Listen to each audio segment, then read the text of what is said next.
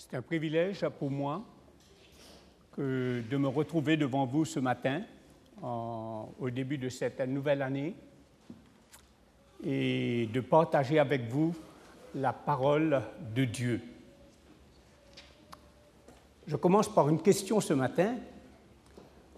Combien de fois avez-vous entendu et dit ces quelques mots ces derniers jours? Pour moi, un nombre impressionnant de fois, déjà ce matin. Je le dis à tout le monde et tout le monde me le dit. Et ce n'est pas fini car ça va continuer pendant tout le mois de janvier. Aussi, j'en profite pour vous souhaiter une bonne année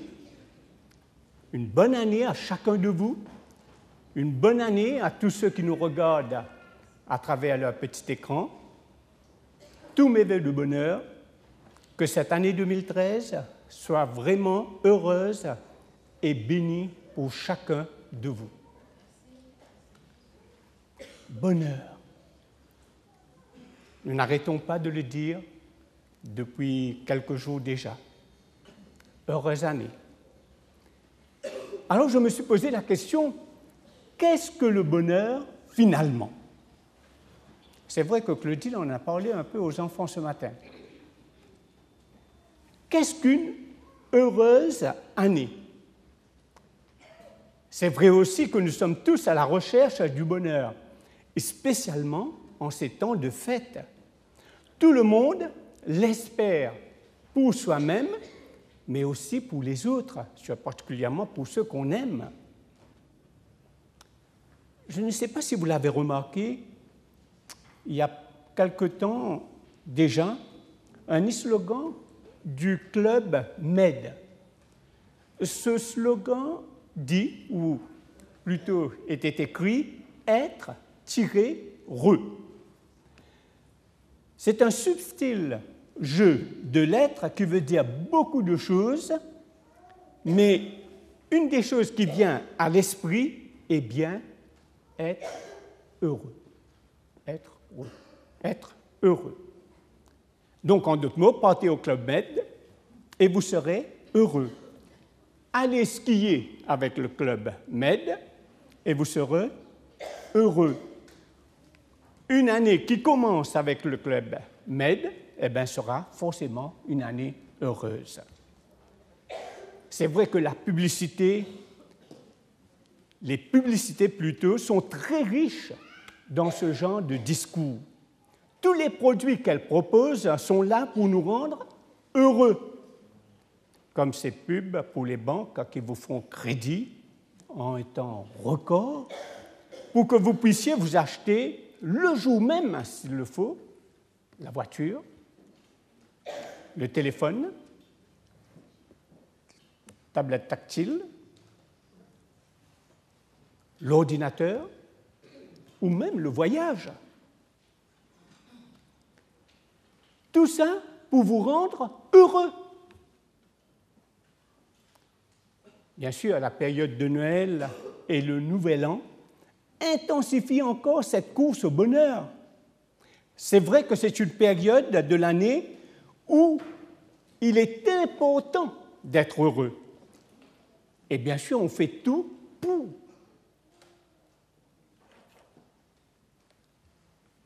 Nos contemporains cherchent le bonheur dans toutes sortes de directions. Il y a les directions spirituelles, directions matérielles, directions relationnelles. Nous, chrétiens, nous pensons avoir trouvé le bonheur en donnant un sens à la vie.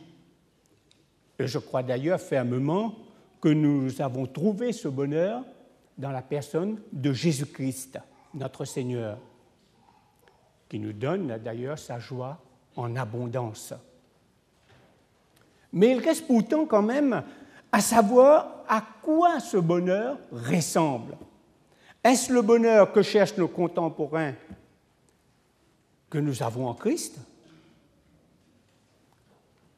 Je crois que Bernard ne me contredira pas si je dis que une des clés du bonheur, c'est l'évangélisation. Venez à Jésus et vous serez heureux. La vie est tellement belle et heureuse avec Jésus. D'ailleurs, on voit dans des autocollants souvent « Souris, Jésus t'aime ». Bien sûr, ce sont des choses vraies et importantes, très importantes pour nous. Le bonheur est souvent présenté comme l'argument fort de la vie chrétienne. Si vous êtes chrétien, vous êtes forcément heureux. Mais bien sûr, dans la réalité quotidienne, ce n'est pas ça du tout. Si c'est facile pour certains, la vie est belle tous les jours, pour d'autres, ce n'est pas la même chose. Un bonheur, d'ailleurs, qui serait présenté comme cela, peut devenir culpabilisant pour certains et qui n'expérimentent pas une joie débordante au quotidien et qui se demandent où est l'erreur. Pour quelle raison ce bonheur, qui devrait être le lot de tous les chrétiens, pourquoi ça me fait défaut à moi? Alors finalement, qu'est-ce que le bonheur? C'est ce que je vous propose que nous découvrions ensemble, ou du moins quelques facettes seulement, parce que découvrir tout le bonheur, je me lance un peu trop vite. Quelques facettes de ce bonheur ce matin. La Bible parle de bonheur un nombre de fois impressionnant. Toutes les paroles et les actions de Dieu semblent viser au bonheur de l'homme. Ainsi, même la loi, qui peut sembler limitatrice, lourde, pesante avec son cortège d'obligations ou d'ordres, eh bien, la loi s'inscrit dans le désir de Dieu de voir son peuple heureux. Regardez dans Deutéronome, je vous invite à le lire. Deutéronome, chapitre 5, les versets 32 et 33. Deutéronome, chapitre 5, versets 32 et 33. Je le lis. « Vous ferez avec soin ce que l'Éternel, votre Dieu, vous a ordonné. Vous ne vous en détournerez ni à droite ni à gauche. Vous suivrez entièrement la voie que l'Éternel, votre Dieu, vous a prescrite, afin que vous viviez et que vous soyez heureux. » Ce texte nous dit que c'est en appliquant les commandements de Dieu que le peuple sera heureux. On voit au chapitre 6 que cette notion revient à 3 reprises, au verset 3, au verset 18 et au verset 24. Nous voyons que ces prescriptions doivent être transmises d'ailleurs de génération en génération afin que toutes ces générations soient heureuses. Donc, on peut dire que la loi a été donnée pour le bonheur du peuple de Dieu.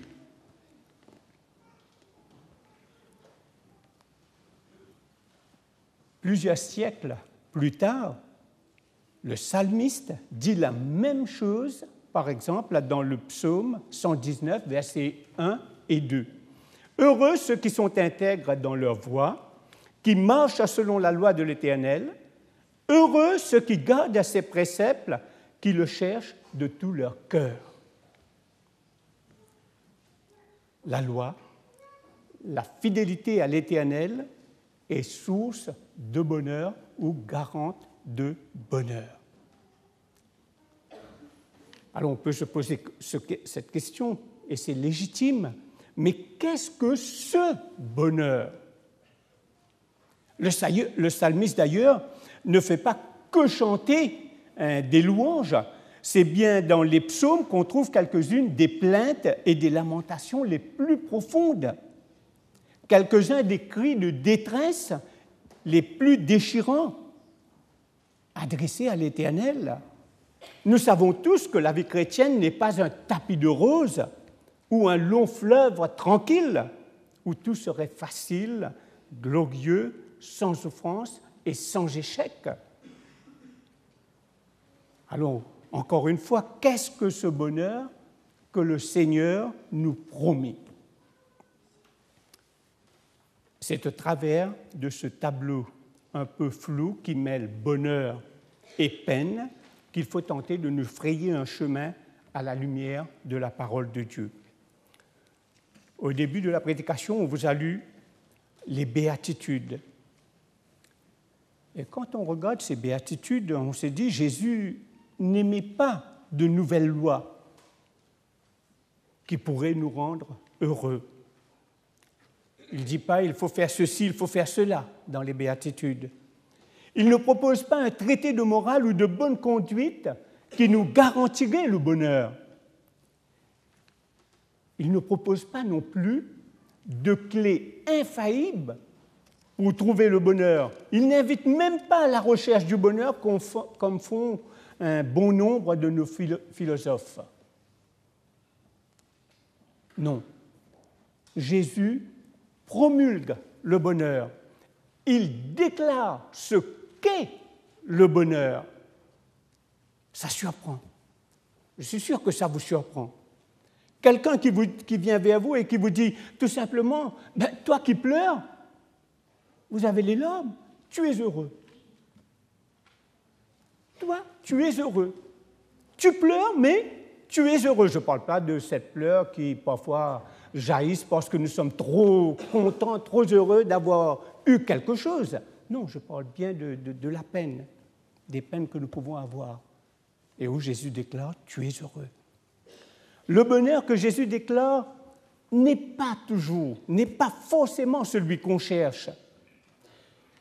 Alors, loin de moi l'idée de disqualifier le bonheur dont nous avons besoin, et donc le Dean en a parlé un petit peu avec les enfants ce matin, par exemple comme les relations de famille ou d'amitié épanouie, ou encore une bonne santé, avoir un travail, un toit pour s'abriter, ou même, allons jusqu'au bout, des vacances au Club Med. Non, ce sont des choses importantes, il faut bien le convenir, qui sont aussi d'ailleurs à la base de notre louange et de notre reconnaissance à Dieu. Non, Jésus donne une autre définition du bonheur ici.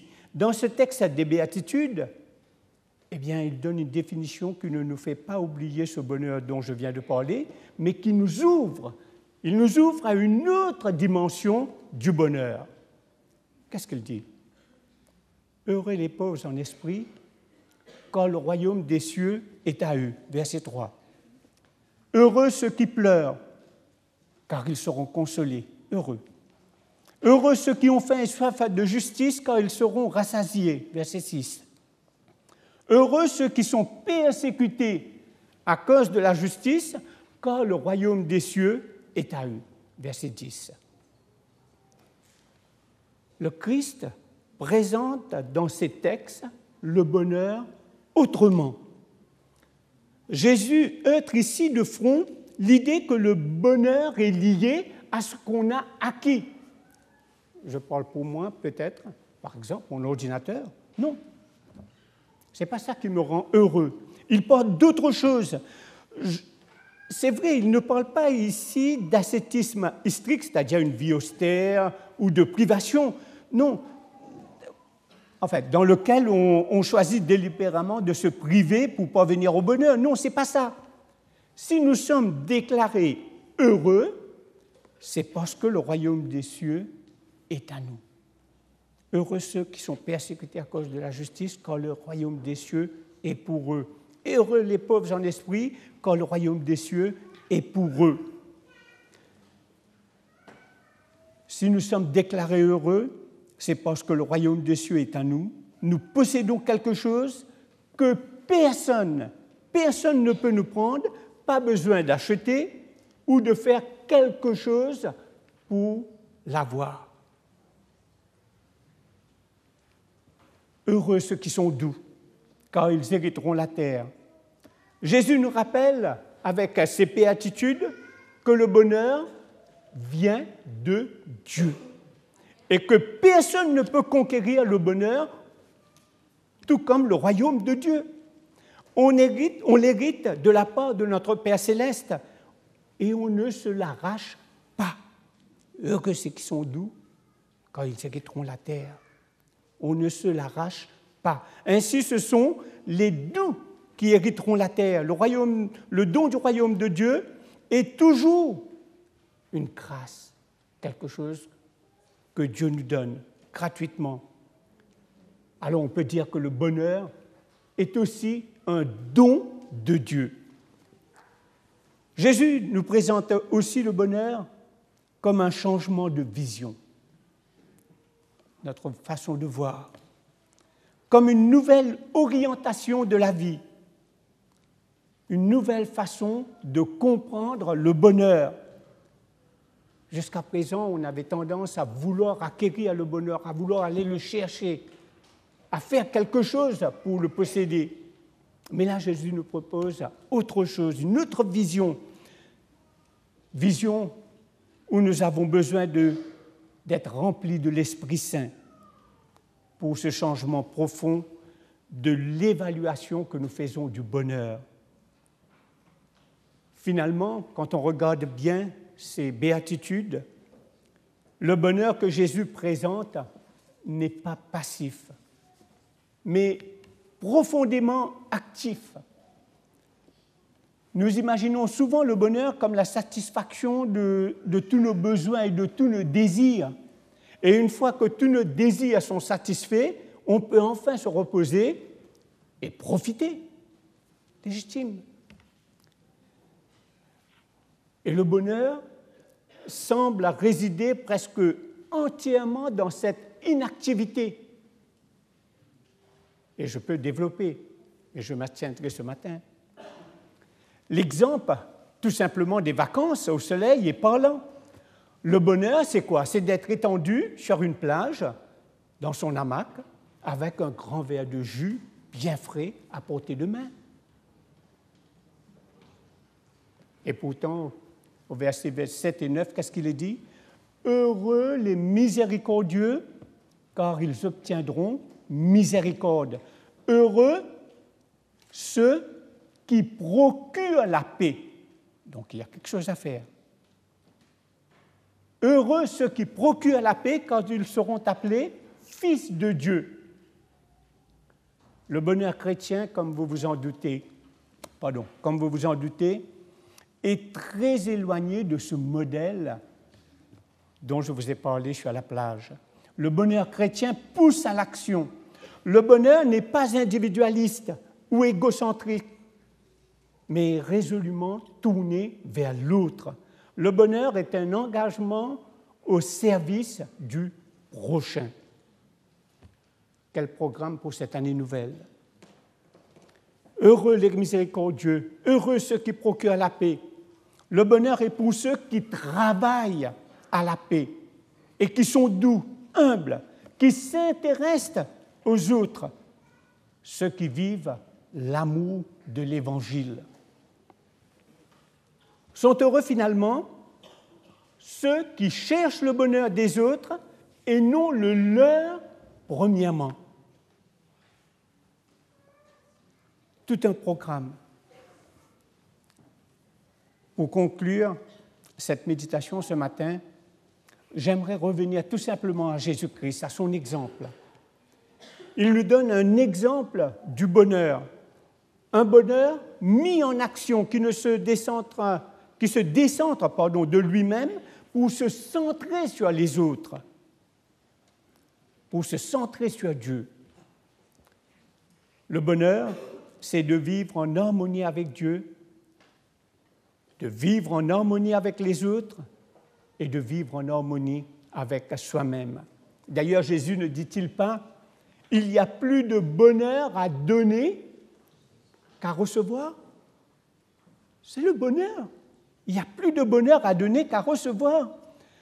Le bonheur n'est pas quelque chose, un bonheur rose que l'on garde pour soi, mais l'expression d'un amour profond pour Dieu et pour les autres. Oui, Dieu nous garantit le bonheur si nous le suivons et que nous lui sommes fidèles. c'est sûr. Nous n'avons pas besoin de nous soucier de notre bonheur. Non, le Christ lui-même s'en occupe. À nous, il nous appartient simplement de le suivre, de l'écouter, de se soumettre à sa volonté, de chercher premièrement le royaume de Dieu et sa justice, et toutes choses vous seront données en plus. Le bonheur. C'est là l'espérance du chrétien, et c'est là notre joie.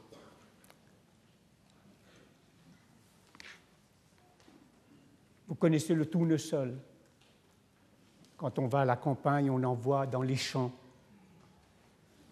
Le tournesol, tout au long de la journée, va suivre le mouvement du soleil pour absorber ses rayons et ainsi s'offrir à nos yeux émerveillés comme un visage qui sourit à la vie.